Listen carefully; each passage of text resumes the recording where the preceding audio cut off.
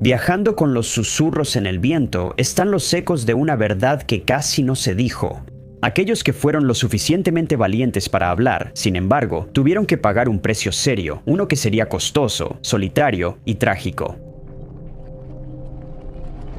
Número 5. En 1921, Mauro de Mauro, el futuro subcomisario de policía, nació en Italia. De 1943 a 1944 fue comisario y tras la Segunda Guerra Mundial se mudó a Palermo para iniciar otra carrera. Fue ahí donde dedicó su vida al periodismo. Mauro demostraría lo excepcional que era como reportero y trabajaría para varios periódicos. Por eso, finalmente llegaría a La Hora, histórico periódico de izquierda famoso por sus reportajes del movimiento antimafia. Este trabajo metería a Mauro en problemas y luego sería la base de su ominosa desaparición al iniciar en La Hora. El periodista de investigación haría un cambio inesperado tras su pasado controversial, apoyando el régimen fascista de Mussolini y la República Social Italiana, solo para volverse activista en contra de eso. Al comenzar su carrera en el periódico de orientación comunista, Mauro se convertiría en parte de un equipo de investigación que no solo expondría la corrupción y la política, sino que también tendría tratos con la mafia siciliana. Este trabajo venía con sus peligros inherentes. Requería que los periodistas investigaran temas controvertidos que muchos preferirían dejar enterrados en el submundo de la ciudad. Los escritores carecían de protección y sus identidades eran públicas, lo que los hacía blancos fáciles. Mauro se encontró convirtiéndose en uno de esos blancos. Informaba sobre actividades relacionadas con la mafia y el tráfico de narcóticos. Era claro que la banda lo señalaría y él no se ayudaba. Al publicar un mapa detallado de la mafia, corroborado por el desertor Tommaso Buscetta, los reportajes se enfocaron en la corrupción local, la mafia siciliana y robos de narcóticos. Lo volvieron un objetivo clave para quienes querían que callara. Sin importar estos riesgos, Mauro continuaría con su trabajo e incluso ganó el prestigioso Premio Premiolino por sus investigaciones en 1970, pero su labor se detendría abruptamente. Su destino quedó sellado en el momento en que comenzó a investigar la misteriosa muerte del presidente de la compañía petrolera estatal italiana conocida como Eni. El presidente Enrico Mattei murió trágicamente en 1962 en un accidente aéreo bajo circunstancias sospechosas. Mauro llegó a creer que la aeronave fue saboteada y sugirió que la mafia estaba involucrada. Poco después, su investigación ganó impulso antes del 16 de septiembre. Pocos días antes, hizo un emocionante anuncio a sus colegas en La Hora. «Tengo una primicia que sacudirá Italia», afirmó. Sería unas noches después, cuando Mauro iba de camino a casa por la vía del Magnoli, que su hija Franca presenciaría algo aterrador. Ella vio cómo su padre, de repente, se encontraba en compañía de varios hombres desconocidos. Luego subieron a su BMW y se fueron.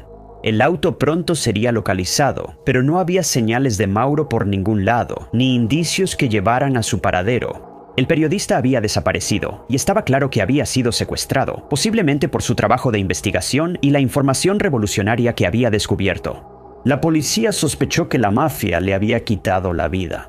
Pero el esfuerzo por localizar el cuerpo finalmente llevaría a este misterio perdurable, porque nunca se ha encontrado. Con el tiempo, surgieron más teorías que relacionaban la desaparición de Mauro con su investigación sobre Mattei o la mafia. Incluso se sugiere que fue un fallido golpe de Estado de la derecha. Mientras las autoridades intentaban investigar cada una de estas sugerencias, a menudo se encontraban con obstáculos que les impedían avanzar, lo que llevó a acusaciones de que ciertos individuos dentro de la policía italiana y los servicios de inteligencia estaban involucrados en obstaculizar los esfuerzos. En 1994, el desertor Buscetta sugirió que la mafia pudo haber matado a Mauro tras descubrir la verdad sobre la muerte de Mattei. Pero otros testimonios también sugerirían que el periodista se enteró de los planes del golpe y que su conocimiento de dicha información lo convirtió en una amenaza para las facciones, incluyendo a figuras de la mafia, así como a los neofascistas. Investigaciones posteriores sugieren que la desaparición y posible fallecimiento de Mauro fue por su conocimiento de una conspiración. La mafia, sugirió el fiscal, quería evitar que Mauro expusiera la conspiración entre la banda, los neofascistas y supuestos espías que intentaban llevar a cabo el golpe. En 2001, una investigación judicial reabrió el caso y 5 años después fue considerado homicidio. Esto llevó a un juicio donde el jefe de la mafia, Salvatore Riina, fue el principal acusado. Se sugirió que el periodista de investigación había sufrido la mano vengativa de la mafia, pero sin un cuerpo o pruebas físicas reales, su caso sigue siendo un misterio. La evidencia en este caso es solo circunstancial y basada en rumores. La desaparición del periodista sigue siendo incierta y misteriosa. Número 4. Rudolf Diesel, nacido en marzo de 1858 en París de padres alemanes, se volvió una figura clave en la historia. Este individuo, ingeniero térmico, inventó el motor de combustión interna que lleva su nombre y también el motor diésel. Era un distinguido conocedor de las artes, lingüista y teórico social. Rudolf era indudablemente distinguido. Dedicó gran parte de su tiempo a desarrollar su motor y también experimentó con el uso de amoníaco y un motor de expansión. En 1890 dejó París y se mudó a Berlín, donde obtuvo un puesto con Lindafer. 2 años después obtuvo la patente de su motor y lo describió al año siguiente, bajo el título Teoría y construcción de un motor térmico racional. Rudolf luego creó varios modelos exitosos, culminando en 1897 con un motor de compresión vertical de un cilindro, 4 tiempos y 25 caballos de fuerza. Su eficiencia, simplicidad y diseño permitieron que la invención fuera un éxito comercial inmediato, generando al inventor una gran riqueza en regalías. Su invento primero usaba cualquier combustible, pero luego funcionó sobre todo con aceite vegetal o de cacahuate, sin requerir sistema de encendido, según los investigadores y el propio Rudolf. Las demás máquinas de vapor consumían mucha energía de combustible. Argumentaba que esos sistemas desperdiciaban más del 90% de energía, mientras que su invento lograba un 75% de eficiencia muy superior a los demás. Para 1912, había aproximadamente 70.000 motores diésel en todo el mundo, operando en fábricas y generadores de energía. Luego, el motor diésel transformó la industria ferroviaria y tras la Segunda Guerra Mundial, la de camiones y autobuses. Les permite transportar cargas más pesadas de forma más económica. Al darse cuenta de la magnitud de su invento, Rudolf estuvo a punto de hacer un trato comercial muy arriesgado, o al menos casi lo hizo. En septiembre de 1913 inició su viaje a Inglaterra con su motor de combustión para reunirse con la Marina Británica. La razón de Rudolf para hacer esto era básicamente vender su creación a los británicos, permitiéndoles instalar su motor sistematizado en sus submarinos. Alemania, por supuesto, veía el invento como una forma de obtener una ventaja. Que cayera en manos de sus enemigos y rivales era claramente una jugada arriesgada. Rudolf era dueño de su invento y podía hacer lo que quisiera. Pero, según teorías sobre su desaparición, su gobierno pudo no haber aprobado su decisión.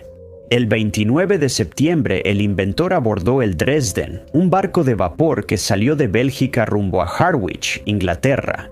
Pasó la noche con colegas y se retiró a su camarote a las 10 p.m. Sería la última vez que verían a Rudolf con vida. A la mañana siguiente, su camarote aparecería vacío. La cama sin usar y en la mesita estaban su reloj y sombrero, puestos como si se preparara para dormir.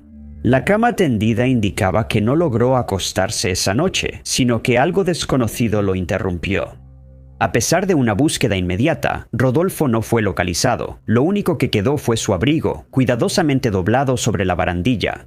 10 días después, el misterio del doctor Rodolfo Diesel aumentó. Un barco pesquero holandés halló un cadáver en el Mar del Norte. Estaba tan descompuesto que era irreconocible. Arrastraron los restos a la orilla y la policía investigó los objetos hallados. Hallaron un pastillero, cartera y credencial, pero el individuo irreconocible sería devuelto al mar. El mal clima se acercaba y la descomposición volvía irrecuperables los restos. Después, los objetos se identificaron como de Rodolfo, pero esto solo generó más dudas sobre si el cuerpo era suyo. Su abrigo había quedado a bordo, donde deberían haber estado estos objetos. En cambio, fueron colocados en los bolsillos de sus pantalones con la intención de que los encontraran. Algunos creyeron que los detalles indicaban un posible secuestro y una muerte fingida. Quizás los británicos tuvieron contacto con él y otros los secuestraron para obtener detalles clave de sus inventos. O se fue voluntariamente, esperando evadir la ira de su gobierno. 3. La idea de que el activismo sea una actividad peligrosa es un tema que no se discute a menudo. El término defensor de los derechos humanos se utiliza para describir tanto a individuos como a grupos enteros. Estas personas abogan activa y colectivamente por la protección de los derechos humanos. Estas manifestaciones, aunque pacíficas, suelen implicar riesgos ocultos en una compleja red de peligro. Además de preocupaciones por la seguridad física, existen riesgos legales y criminales en el movimiento. Durante décadas, muchos activistas han sido encarcelados y multados por varias infracciones. Han enfrentado desafíos económicos, impactos mentales y violaciones a la privacidad. Uno de los mayores problemas para los defensores de derechos humanos es una forma de castigo secreta y sorprendentemente fuerte. Esa consecuencia se llama desapariciones forzadas, que es el secuestro o encarcelamiento secreto de alguien. Los secuestradores suelen pertenecer a fuerzas gubernamentales o grupos apoyados por el Estado. Alejan a sus víctimas del público, dejándolas sin protección legal y vulnerables a situaciones no deseadas. Desde violaciones hasta tortura y, tristemente, pérdida de vidas. Hay varios tipos de defensores de derechos humanos, como periodistas, líderes comunitarios, ambientalistas, defensores indígenas y activistas por la vivienda. Alcedo Mora Márquez, líder político venezolano, también fue activista social, lo que lo condujo a un destino desconocido.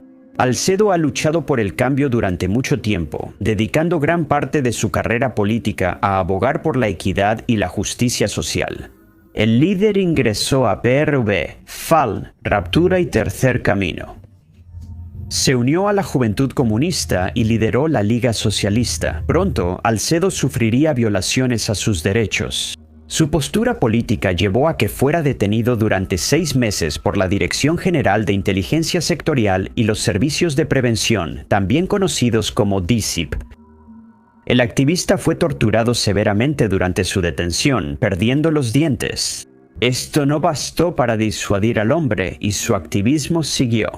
La historia de Alcedo comenzó en 2013 cuando expuso y denunció otro acto contra los derechos humanos, la red de contrabando de gasolina y diésel. En agosto de ese año, él era secretario general de Gobernanza y de la Gobernación en Mérida. Comenzó a difundir sus opiniones en las redes sociales, criticando al gobierno y exponiendo una supuesta red de contrabando de gasolina que involucraba a funcionarios de petróleos de Venezuela. El contrabando de gasolina es el comercio ilegal de gasolina subsidiada desde Venezuela, concentrado en Brasil y Colombia. El comercio ilegal es lucrativo debido a los altos precios del combustible, que eran significativamente más altos en otros países. El contrabando causó el colapso de la industria petrolera por la escasez de combustible. Alcedo denunciaba abiertamente este comercio ilegal y acusaba a altos funcionarios de explotar el combustible de Venezuela y vulnerar los derechos civiles. 2 años después de buscar justicia por esta denuncia, el gobierno parece haberse hartado. El 27 de febrero de 2015, el activista salió temprano de casa rumbo al trabajo. Fue la última vez que alguien lo vio con vida. Poco después, los familiares recibieron un mensaje informando que agentes de inteligencia militar lo detenían. Sugiere que esto se debió a la investigación sobre el contrabando de gas, especialmente en la estación de servicio de petróleos de Venezuela. En los años siguientes, varios hermanos y amigos también desaparecieron misteriosamente. Los servicios de inteligencia bolivarianos secuestraron a Jesús Prado. Su hermano Elizabeth Prado también vivió algo similar, igual que varios amigos. No se dieron muchos detalles sobre estas desapariciones, solo se sabía que él se había ido y así ha estado por la última década. Pocos días tras la desaparición de Alcedo, el 5 de marzo sus hijos denunciaron la desaparición forzada. Presentaron el caso ante el Cuerpo de Investigaciones Criminales, Científicas y Criminalísticas de Mérida y días después formalizaron la denuncia ante el Ministerio Público. Presentarían un habeas corpus, procedimiento legal que impugnaría la detención de su padre. El recurso sería una orden judicial que obliga al custodio a presentar al individuo ante el tribunal y justificar su detención. El juez consideró que se trataba de un caso de desaparición forzada y procedió a investigar. La investigación se extendió hasta finales de junio, causando retrasos y resultados ineficaces. El caso, liderado por los hijos de Alcedo, llegó al Comité de Derechos Humanos de la ONU, pero los esfuerzos no dieron resultado. Han pasado 10 años y la familia de Alcedo casi no ha recibido respuesta de las autoridades. Han sido dejados en la oscuridad respecto al paradero del activista e incluso sobre su destino. Los responsables de la desaparición de Alcedo siguen libres entre la gente, como si nada hubiera ocurrido. Se han nombrado varios sospechosos en este caso, incluyendo al exgobernador Alex Ramírez y a Luis Martínez Rico. La familia cree que estos hombres deben rendir cuentas por el misterio que rodea al activista que denunció la corrupción. Estas entidades están protegidas por una doctrina militar corporativa, dejando la desaparición de Alcedo sin resolver y muchas preguntas. Número 2. DeWitt Isaac, símbolo de la libertad y derechos humanos, también sufrió vulneraciones a sus derechos civiles.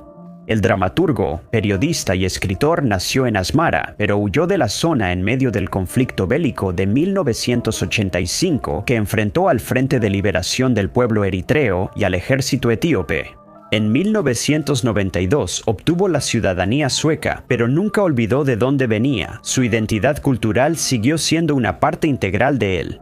DeWitt solía repetirse un mantra: no olvides tu idioma, tu país, tus raíces, una frase que finalmente lo llevaría de regreso a su hogar. Tras el caos, Eritrea logró su independencia. El aspirante a periodista regresó, y lo que siguió fue la materialización de sus pasiones en Asmara. El amor de DeWitt por el teatro lo llevó a un grupo local de acrobacias y al teatro infantil Shawit. Su nombre se hizo famoso tras el lanzamiento de Los 30.000, un cuento corto sensacionalizado en la radio. Ahí inició su carrera periodística, tras una ley que permitió la propiedad privada de medios impresos. DeWitt regresó y fundó el primer periódico independiente, Setit, siendo copropietario tras empezar como colaborador. Sin embargo, sus artículos y reportajes no le ganarían ningún apoyo gubernamental. Sus escritos exponían un asunto urgente y creciente que parecía no ceder. DeWitt y otras figuras notables alzaron la voz, y esas profesiones recibieron muchas críticas. El activista llamaba más la atención sobre las prácticas injustas y autoritarias del gobierno. El público comenzó a centrarse en sus condiciones de vida y lo lejos que estaban de ser ideales en el país. DeWitt defendía los derechos humanos y denunciaba las violaciones en su contra. También puso en duda la falta de libertad política y criticó la represión del gobierno contra las voces disidentes. Él y su grupo de periodistas pidieron al gobierno cumplir las promesas democráticas, exigiendo que el presidente hiciera las primeras elecciones generales y que se implementara la constitución como se propuso. Tras la independencia de Eritrea, también desafiaron directamente la dirección autoritaria que estaba tomando el país y responsabilizaron al gobierno por sus indiscreciones. La exposición avergonzó a los líderes de Eritrea al notar que los civiles también empezaban a exigir su libertad. Por eso, la crítica de DeWitt no se tomó a la ligera y el gobierno lanzó una de las represiones más grandes y brutales del país. Arrestarían a varios periodistas y al G15, un grupo de altos funcionarios que firmaron cartas críticas exigiendo elecciones. En septiembre de 2001, durante la represión, DeWitt fue esposado y apartado de la vista pública por años. Seguiría en prisión mientras el público dudaba de su seguridad y si seguía vivo. Por la desaparición forzada y la represión, varios medios independientes serían cerrados a la fuerza. Esto incluyó a Setit, que permanece cerrada de manera permanente. En 2005, DeWitt fue liberado de prisión, lo que le permitió recibir atención médica y confirmó la pregunta. Sin embargo, 2 días después fue arrestado nuevamente y nunca más se le vio. Desde 2005 se le ha negado ver a su familia, amigos, colegas y abogado violando sus derechos humanos. No solo DeWitt ha sido aislado del mundo exterior, sino que ni siquiera ha comparecido ante un tribunal, ni se han presentado cargos formales en su contra y no se ha llevado a cabo ningún proceso legal. Sin embargo, sigue encarcelado. Supuestamente, las preguntas sobre su paradero continuaron circulando 2 décadas después, sin que se presentaran soluciones claras. Número 1. ¿Dónde está Praga? Egnele Goda lleva 15 años sin respuesta. Él nació en Sri Lanka, donde seguiría varios caminos profesionales exitosos. Pragu trabajó como caricaturista, analista político y periodista. El último campo de trabajo que eligió también implicaba riesgos. Sri Lanka, al parecer, no era mucho más seguro que Eritrea para los periodistas. Pragu escribía para Langa News y en su tiempo libre, al parecer, investigaba algo que el gobierno de Sri Lanka quería ocultar. Un editor de noticias que luego huyó a Estados Unidos afirmó que Pragu investigaba el uso de armas químicas por el gobierno al final de la guerra. El evento era la brutal guerra civil iniciada en los 80 y terminada en 2009 que destrozó la isla. El conflicto nació de la tensión étnica entre tamiles y cingaleses, aunque esto era solo un problema superficial. Las causas eran más profundas y se originaban en la historia colonial de Sri Lanka. Prageeth hizo una acusación relevante al iniciar su investigación en el gobierno, lo que lo convirtió en objetivo para ser silenciado. Un supuesto cable diplomático filtrado de EU lo afirmaba. El SICR y el Alto Comisionado de la India informaron que sus equipos médicos atendieron a heridos durante la guerra. No hallaron pruebas de armas químicas ni fósforo. Afirmar que el periodista investigaba solo no refutaba la teoría del uso de armas químicas en la última etapa de la guerra. Si el gobierno asegura que no hubo violación, ¿por qué tuvo que deshacerse de Prageeth? En 2008, él escribió un artículo sugiriendo a los diplomáticos que el gobierno de Sri Lanka usaba armas químicas contra la gente del norte. Esto parecía ser el resultado de su investigación, lo que no sería bien recibido. Inicialmente, el gobierno negó las acusaciones, pero en agosto de 2009, Prageeth enfrentó graves consecuencias por sus afirmaciones. Ese año, un grupo de personas se detuvo junto a él en una camioneta blanca, un vehículo que se sabe es utilizado por las fuerzas de seguridad y las agencias de inteligencia de Sri Lanka. El periodista fue detenido y llevado. Supuestamente, sus secuestradores lo ataron a un poste bajo el calor insoportable de una luz brillante. Lo interrogaron de forma tortuosa y le negaron su medicina para diabetes y corazón. Ese día fue liberado, pero su libertad duró poco. El 24 de enero de 2010, 2 días antes de las elecciones, el hombre de 50 años desapareció. Su familia y colegas lo vieron por última vez en los suburbios de Colombo, tras ser acosado y amenazado por fuerzas oscuras que lo buscaban. Recibió llamadas anónimas y fue vigilado meses antes de su segunda desaparición. Pero esta vez, Prageeth no volvería. La familia buscó ayuda presentando un reporte de desaparición ante la policía, pero se negaron a registrarlo. Sin embargo, en febrero se presentó una petición de habeas corpus, ya que la familia buscaba una orden judicial para que el periodista compareciera de nuevo ante el tribunal. Se encontraron con resistencia. Las autoridades solicitaron aplazamiento tras aplazamiento y eventualmente el caso desapareció de la vista pública. Prageeth seguía desaparecido en circunstancias inquietantes que dejarían a su familia preguntándose si seguía con vida. En 2011, el exfiscal general informó al Comité de la ONU contra la Tortura en Ginebra que el periodista vivía en el extranjero, sano y salvo. Una afirmación que generaría escepticismo. En 2015, la investigación de Prageeth pasó al Departamento de Investigación Criminal, quienes pronto recurrieron a la teoría de que el periodista había sido secuestrado por la inteligencia militar y probablemente ejecutado sin el debido proceso. Luego, 2 oficiales militares declararían en la corte que vieron a Prageeth en un campamento del ejército poco después de su desaparición. Los detectives del CID investigarían, pero el ejército no les dio información personal, como propiedad de celulares, movimientos de vehículos ni registros de permisos. Esta información podría ser vital en la investigación y en la búsqueda de respuestas sobre la desaparición de Prageeth. Durante los siguientes años, varias personas serían arrestadas en relación con la desaparición del periodista, pero todos fueron liberados.